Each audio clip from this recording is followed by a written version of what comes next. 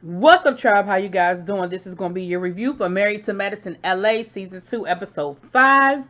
So, we catching up with the ladies. We see Dr. Amani working on her book. We see everybody doing everything. Anyway, that part stuck out in my head because I remember Dr. Amani.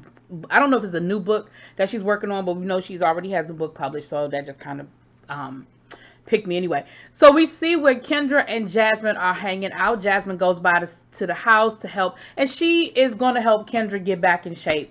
Kendra lets us know that she used to be a competitive tennis player. She said she was at her smallest when she was working out every day and so forth. She was a size 6, and she said now she's a size 16. She said she was fine till medical school when she was doing her residency. Then she had a baby, and it was just boom boom boom. And she said at a certain point you just wake up and are like, is that me? Like, is that me? And so Jasmine is there to help her get her back in shape. Now, here's the thing. Jasmine's body is ridiculous. Like, we know it. We see her eating habits. Like, we know that you work hard to have what you have. But I also think that, you might need to take some baby steps. Like, she was cleaning out Kendra's refrigerator, and she was doing the meal prep and telling her to eat this, eat this, eat this, eat that. And I think that, and maybe this is just me, I've always battled with my weight. So maybe it's just me. If I could afford to have somebody that could cook all my meals and make me go to the gym and do all that, I probably could do and lose 100 pounds and be like, boom. But when you're doing it on your own, you have to create a system that's going to be sustainable to you. And realistic for your lifestyle. And for Jasmine, that's sustainable to her, and that's realistic for her lifestyle because that's what she's always done. She talked about how she does her meal prep, and she eats all of these, and she weighs out all of her food, and she does this and she does that, and she works out. But she also used to be a competitive, not bodybuilder, but a competitive something. Anyway, dealing with your body, competitive something. I don't know, fitness. Competitive fitness something. So this has always been her lifestyle. But I definitely understand the struggle. I think when I was the first time when I went to graduate school the first time, I was working a full-time job, working a part-time job, and in grad school. I gained like 30 pounds. Like, I get it. It's easy to just eat on the go. You're sitting down for a lot of time. You're not doing a lot of moving around. I get it. So I definitely understand, and especially after having a baby, it's a lot. So I wish you well, Miss Kendra. I definitely get it, boo. I definitely get it. And I hope it works out for you. I hope, and again, and different things work for different people. That might work for Kendra. So Jasmine, work it out. You definitely know your shit. Like that, can't nobody deny that you don't know your shit when it comes to, working out and creating that body, yada yada. Okay. Then we see Dr. Britt and Dr. Amani taking their kids to the local African American museum. It looked like it was more of an art gallery than necessarily a museum. But anyway, it was definitely focused on African American culture. That scene was so apropos, especially for what we're dealing with right now in our world. Not just our country, but it's expanded throughout the world. It is definitely important to have black kids don't have the luxury of not understanding race. As black boys do not have the luxury of understanding race.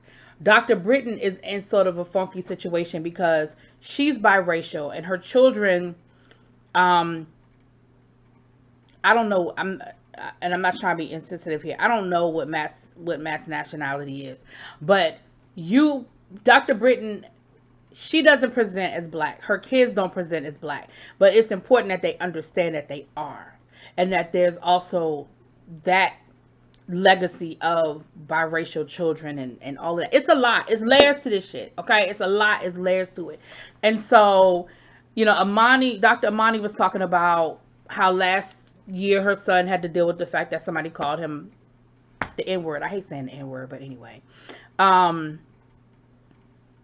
And she said when she was carrying him, she knew that there would come a time when she would have to have that conversation with her son, with her child, not just her son. But as a black boy, of course, there's an extra level on that when you're dealing with, when you have a black boy. And it was a heartbreaking conversation, like I said, especially in light of where we are today in our world with the level of where our society is. Um, and I don't want to dwell too much in that because I think last week we've been in it knee deep. But it definitely was very appropriate for where we are, um, with where we are in our world today. So, but I just need everybody to understand that black mothers don't get the luxury of not discussing race with their children. They just don't. Anyway, then we get to Kendra meeting up with um what's my girl? Oh Lord, now I forgot. Oh Lord, Dr. Kendra meeting up with Oh Lord, why my girl? Hold on, I gotta get my girl's name now. Hold on.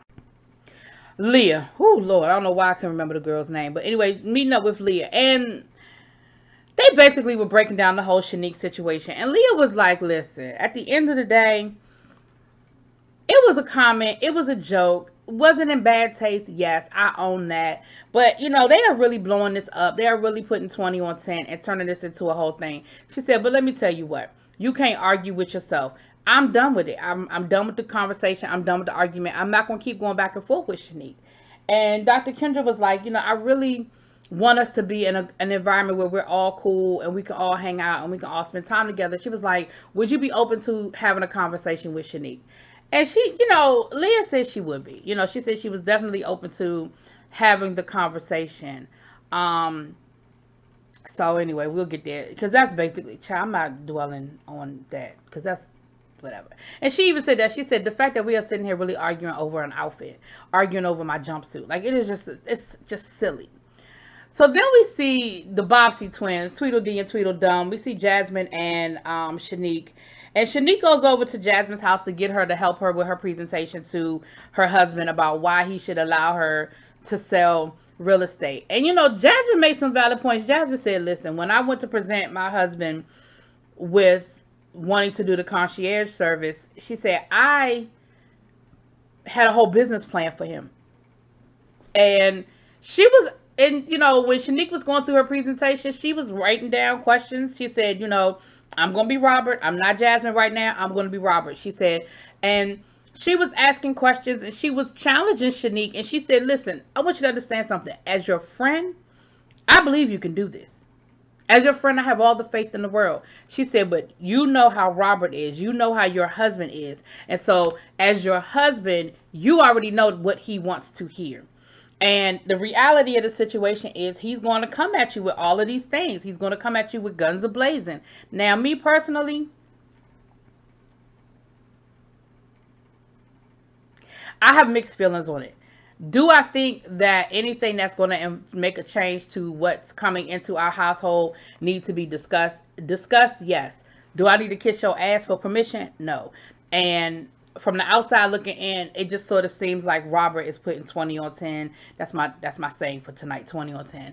But putting way a lot, again, are we going to have to adjust our budget? Sure. Is it going to be a little tight maybe for a minute? Sure. And I could see him saying, listen, I'm going to give it a year. If it doesn't work out, then we got to do something else. We got to keep, money coming in the house, da-da-da-da-da. But neither here nor there. Excuse me. It was a moment. Hopefully we'll see Shanique able to get him on board. So we see Dr. Amani and her mom and Idris.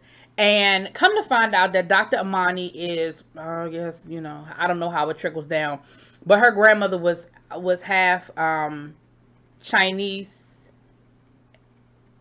Was half Chinese. So she said that her mom her mom got a genealogist to trace their roots back and to find their family in China. And she said last summer they traveled to China to meet up with the family. She said it was a great time had by all. They all got along. Everything was everything. And so she has a greater appreciation for her Asian culture because she was able to sort of trace it back and learn about, her Asian connection.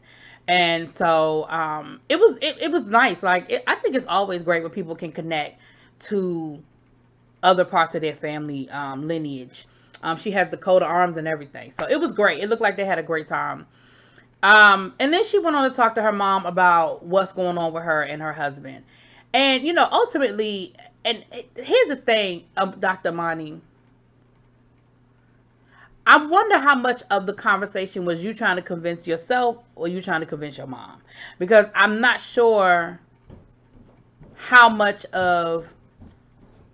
Because she was talking about, you know, we don't have to be in traditional marriage and, you know, it doesn't have to look the same. And I'm okay with not living in the same, you know, house as my husband. And, you know, everybody doesn't have to have, you know, live the same way with everybody. I don't know if I fully believe you feel that way, Dr. Amani. Like, I think a part of you wants to be that way. I think you want to be that non-traditional, outside of the box. Everything doesn't have to look the same because that's who you are. You know, you are the non-traditional, outside of the box. You don't want to be like anybody else. You're not cookie cutter anything. And so I don't think that you necessarily want to have a traditional marriage per se. But I don't think it's too much to say, but I want my husband home at night. Or at least on a regular basis. I think you 100% understand and are okay with the sacrifices that you're making right now for the greater good of your family and your finances. Like, that I don't have a problem with. But to say that you're kind of okay with it, I just don't think you are. Now, that's just me. That's me on the outside looking in. That's my 2 cents. I just don't think that you are.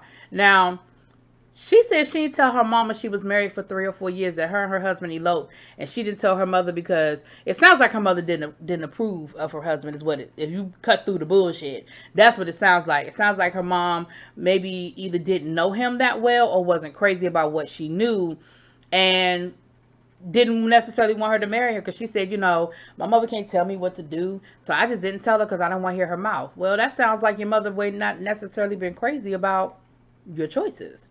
Then she put her mama out her house, and I could tell that the two of them had some knockdown, drag out fights, honey, growing up. I could just tell that they just had some moments.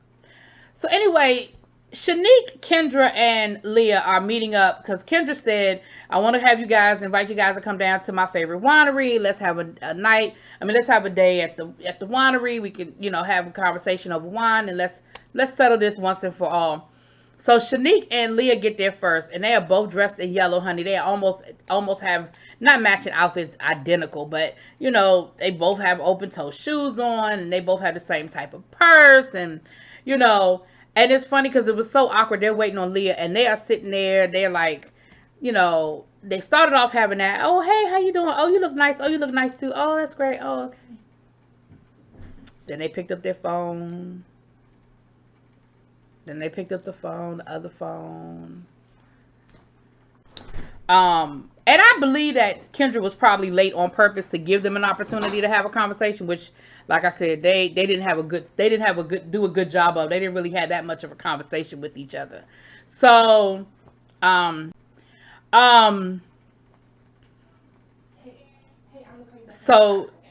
yeah, so they didn't, so Kendra finally gets there, honey. Kendra gets out the car. What she got on? She got on that daggone jumpsuit that started this whole controversy. And it was cute. It was a moment. You know, everybody laughed. It sort of broke the ice a little bit. And they went on to have a conversation. And you know what? Shanique gave an apology. And I think it was pretty sincere. I think it was about as sincere as Shanique was going to get. You know, she did say she was wrong and that she overreacted and that she felt like she was being attacked, and that when she feels that she's being attacked, that she goes into, you know, attack mode, and it's sort of let me get you before you get me kind of thing. And so it was, I felt like that was as good as Shanique can give it. So it was a good apology, and they had a moment, and I hope they can put it past them. Like, because what I'm not going to do, what I don't want to do, I should say, is to continue to have a bunch of conversations about that damn outfit. Like, so I can appreciate Kendra bringing them together, and I hope that, you know, that's the resolution. So Dr. Contessa, Dr. Amani, and Dr. Britton are all on their way back to Xavier. Looks like it's homecoming weekend. They're on their way back. They are being honored. They are the grand marshals in the parade. And so they are on their way to Nolens, honey, because that's how you have to say. You gotta say Nolens. It's not New Orleans. It's Nolens. So they're on their way down, and we see them all getting ready to go, whatever. Honey, they done got them the Airbnb. Dr. Amani booked the Airbnb. She said she got catfished because the Airbnb looking some kind of crazy, honey. But they're having a good time. Dr. Contessa is ready for a good time, okay? She is ready to party and mingle, and she got this little mink on. It's real cute little mink she got, honey. And she is ready to party, okay? And they all knew each other in medical school, but they weren't all friends like that. Like, they didn't hang out. Like, Brittany and Contessa hung out. They were best friends. But Dr. Amani was somebody they knew, but they didn't hang with her. So they were like, you know what? We want to know all your secrets. And she was like, what you talking about? They was like, because we were in school. You were real incognito. Like, we would see you walking across campus, but nobody really knew what you were doing and who you was doing it with and all that good stuff. She was like, yeah. And again, you could definitely see that Dr. Amani is that person that, keeps her business to herself. Like, she's just not that person, which is cool. More people probably need to be that way. So they end up going out to dinner that night. And over dinner, Dr. Amani speaks on her situation with Phil. And, Brittany is like, listen, at the end of the day, been there and done that. You need to get a handle on your marriage, or your marriage is going to get a handle on you. You need to really fix it. Y'all need to come up and fix it. And, Dr. Amani is listening, but again, I don't know if she's ready to necessarily accept that her marriage could possibly be in trouble. And like Brittany said, she said, I've been there and I've done that. Like, I know where that's headed if y'all don't figure out a way. Then they had a conversation about her dad and how she said, when her dad was cheating on her mom, it was almost like she felt like her dad, she didn't get into the details, but that her dad used her for his alibi sometime about, I guess, where he was or what he was doing, not knowing or not thinking, I guess, that Dr. Amani would betray him, I guess, for lack of a better word. I don't know if betray is the word. But she was like, you think I'm going to lie to my mom for you? Like, you my dad. But no, it's not going down like that. And so she did talk a little bit more about her daddy issues, and she was saying how Idris's father, she said basically she got knocked up. She said it was a relationship that didn't work out, but she doesn't regret it because, of course, it brought her son, and she loves him, obviously. And that Phil came along, and, he's assumed that role, and he was all of the things that she didn't get in her other relationship. She said she would mess with really nice guys who were just emotionally unavailable, and that was her pattern until Phil. And so then they started talking to Dr. Britton about her situation with the kids sleeping in the bed. And Britton, you talking about Dr. Amani marriage might be in trouble if she don't get it together. The fact that she said that she doesn't want to put her son out the bed, he might not be ready, that she doesn't, that it's really her and she's not forcing the issue. And I'm just like, Britton, what's really going on? Like, that's got to be deeper than just your son. That's not about your son, because that does not make sense that you don't have a problem with your son car blocking you. Like, yeah, something don't make sense there. Now, while they're having this conversation, Mac and Shanique's husband, they're talking. He's, he brought the kids over for a play date, and the guys are kind of hanging out talking. And he's sort of telling them, he's sort of expressing to him the issue that he has with the fact that, basically he being put out of his own bed, and how, they not having no alone time. And he broke it down and said, listen, me and Shanique went through that. And he said, for me, it was guilt. I work crazy hours. The kids don't get to see me. So when I'm home, they want to spend time. They're real clingy. And so for me, I allowed it to happen because I had my own guilt. He said, but at a certain point, you got to put your foot down, and you have to say, listen, mommy and daddy need some adult time. Need some mommy daddy time. And they just have to understand it, and you just have to set the priority. And he was like, so is it you or is it her? He was like, because I know Shanique, she can't go more than 2-3 days or it's going to be a problem. And it sounds like it's more Mac than Britton. But again, Britton, I just think it's interesting that you have enough in you know mind of a mindset to see the issue when it comes to Dr. Amani and her husband, but now I'm looking at you and I'm like, do you not see the same issue? You can't sustain a healthy relationship if there's no intimacy, especially a marriage. I just anyway. So that's what it was, y'all. Yeah, let me know what y'all think. What y'all think? Dr. Amani, Dr. Britton, what's going on with them, y'all? Let me know what y'all think. Drop it in those comments. Peace.